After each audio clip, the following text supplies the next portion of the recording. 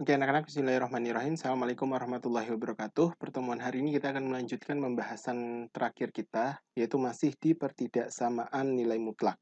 Ya, dan hari ini kita akan membahas contoh-contoh soal tentang pertidaksamaan nilai mutlak dalam kehidupan sehari-hari. Contoh soal ini bisa anak-anak dapatkan juga di LKS yang sudah anak-anak miliki di rumahnya masing-masing ya, yang sudah dibeli dari madrasah.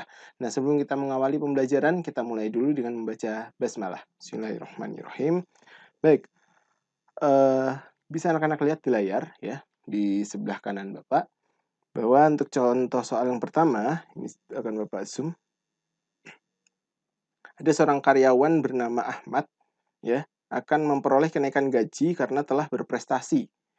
Perusahaan menetapkan aturan bahwa penyimpangan gaji, maksudnya penyimpangan gaji itu adalah perubahan gaji karyawan itu sama dengan 500.000. Ya, jadi 500.000 itu bisa lebih, bisa kurang. Ya, yang namanya perubahan gaji itu bisa lebih 500, bisa kurang 500. Nah, jika gaji karyawan tersebut, ya, diperhatikan pertama 500.000 ini, oke. Lalu jika gaji karyawan tersebut mula-mula adalah 3 juta rupiah, ya, 3 juta rupiah.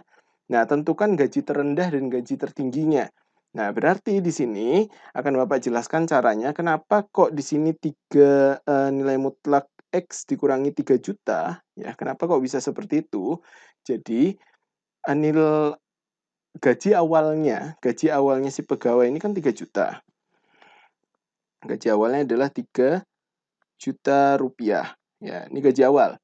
Nah, kemudian X itu mewakili gaji tertinggi atau gaji terendah. Berarti gaji tertingginya itu ya X dikurangi 3 juta. Atau gaji terendahnya X ditambah 3 juta. Seperti itu. Ya, gaji tertingginya maksud Bapak X ditambah 3 juta. Gaji terendahnya X dikurangi 3 juta. Ya, itu adalah simpangannya. Oke, itu adalah penyimpangan gajinya. Nah, karena dia gaji itu pasti positif, tidak mungkin negatif, maka dia nilai mutlak X dikurangi 3 juta. Sama dengan berapa? Seharusnya sama dengan 500.000. Ya, sama dengan 500.000. Nah, karena dia di sini sama dengan, berarti kita menggunakan persamaan nilai mutlak. Ya, sudah kita pelajari kemarin persamaan nilai mutlak. Caranya ada dua. Cara yang pertama, X dikurangi 3 juta sama dengan 500.000. Ya. Cara yang kedua, X dikurangi 3 juta sama dengan negatif 500.000. Oke, bisa diperhatikan ya. Nah, sekarang untuk cara yang pertama, X dikurangi 3 juta sama dengan 500.000. Berarti nilai X itu sama dengan 500.000 ditambah 3 juta rupiah. Ya, 500.000 ditambah 3 juta rupiah berapa? 3 juta 500 rupiah. Ini untuk gaji tertingginya. Nah, untuk gaji terendahnya berarti X sama dengan negatif 500.000 ditambah 3 juta rupiah. Nah, Pak hapus dulu. Ya, ditambah 3 juta rupiah. Nah, sehingga gaji terendahnya adalah 2.500.000 rupiah. Oke, sampai sini silahkan di pause dulu. Kalau ada yang tidak jelas silahkan ditanyakan. Ya, silahkan WhatsApp Bapak, tanyakan Bapak, dan kita diskusikan bersama di grup pembelajaran kita. Jika sudah, kita akan lanjut ke soal selanjutnya.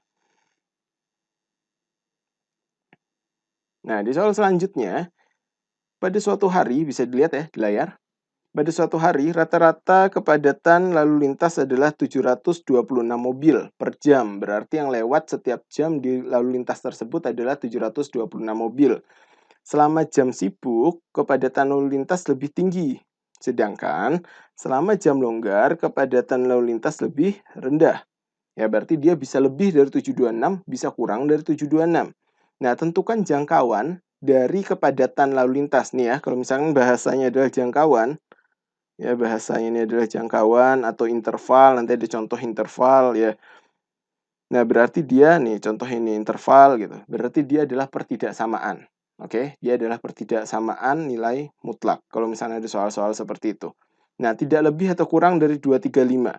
Nah, sekarang kita lihat. Kalau misalkan X itu adalah kepadatan lalu lintasnya, di sini dia disimbolkan dengan V, tidak masalah. Ya, X adalah kepadatan lalu lintas dikurangi 726 itu adalah rata-rata yang lewat tiap hari, ya. Maka ini kita nilai mutlakkan tidak boleh lebih besar atau lebih kecil sama dengan dari 235. Maksudnya apa? Maksudnya adalah paling tinggi dari 726 itu ya 726 tambah 235. Berarti saat jam sibuk. Sedangkan pada jam senggang berarti 726 dikurangi 235. Ya, sehingga ini kita cari menggunakan rumus pertidaksamaan yang lebih kecil. Gimana kemarin? Negatif 236 lebih kecil sama dengan X ya. X dikurangi 726 ya, lebih kecil sama dengan 235. Oke. Kedua ruas kita jumlahkan dengan 726 ya. Ingat kemarin caranya sudah kita bahas. Nah, berarti min 236 ditambah 726 lebih kecil sama dengan X lebih kecil sama dengan 236 ditambah 726. Sehingga hasilnya adalah 491 lebih kecil sama dengan X lebih kecil dari 961. Baik, sampai sini silakan di-pause, dipahami. Ya, kalau misalnya ada yang kurang jelas, bisa ditanyakan juga langsung ke Bapak. Kita lanjut ke soal selanjutnya. Contoh soal yang ketiga, ini juga masih tentang pertidaksamaan. Kenapa? Karena tandanya adalah interval. Interval jangkauan itu berarti pertidaksamaan, ya. Maksudnya apa? Ada jarak mulai dari yang terkecil sampai jarak yang terendah. Ya, tidak pasti dia. Ada di dalam jangkauan tersebut, di dalam daerah tersebut. Nah, di sini pertanyaannya adalah suatu peternakan harus mengirimkan 200 ekor ayam. Perhatikan. Ke sebuah rumah makan setiap minggunya. Rumah makan tersebut meminta ayam potong beratnya 4 kg. Minta 4 kg. Jika simpangan berat ayam yang dapat diterima, maksudnya rumah makan itu bisa menerima 4 kg ditambah 75 gram, ya 0,75 kg, atau lebih kurus atau lebih ringan dari 4 kg 0,75. Ya, berarti ini 4 kilo ini yang diterima oleh rumah makan, dia bisa menerima ke atasnya ditambah 0,75 atau ke bawahnya ditambah min 0,75, negatif 0,75. Nah, sebetulnya dengan logika ini saja, kalian pasti bisa mengira-ngira ya, berarti intervalnya ya, yang bawah itu berarti 4 dikurangi 0,75 lebih kecil sama dengan X lebih kecil sama dengan 4 ditambah 0,75. Ya, jadi yang tinggi ini ditambah, yang bawah ini dikurangi. Ya, dan hasilnya betul yang itu. Jadi dia kalau berdasarkan ini ya, berdasarkan contoh soal ini, 3,25 lebih kecil sama dengan X lebih kecil sama dengan 4,75. Nah, itu. Nah, tapi lihat, perhatikan. Dia yang ditanya adalah 200 ekor ayam. Ya, yang ditanya adalah 200, yang diterima rumah makan itu adalah 200 ekor ayam. Nah, berarti jawabannya tidak berhenti sampai di sini. Ya, ini masih ada lanjutannya.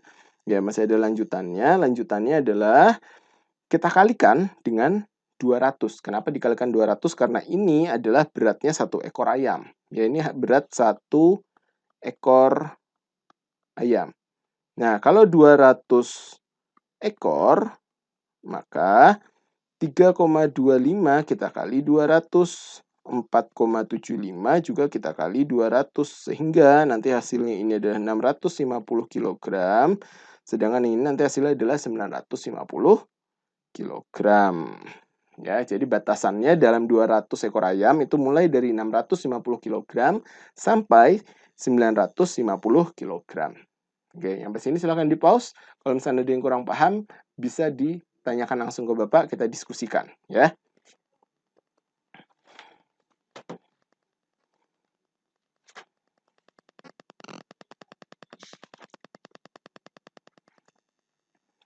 Oke, untuk latihan kalian di rumah silahkan kerjakan. Kerjakan LKS halaman 10. Ya,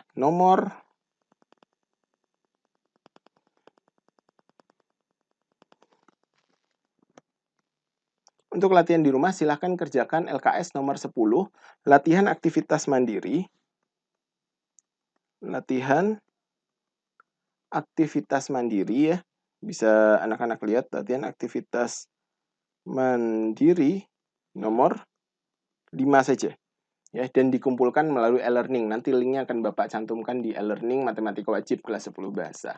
Ya, mungkin cukup sekian penjelasan untuk pelajaran kali ini. Semoga kita bisa segera bertemu. Jika ada yang kurang jelas, sekali lagi jangan malu untuk bertanya, ya, sehingga kita bisa mendiskusikan pembelajaran kita setiap harinya.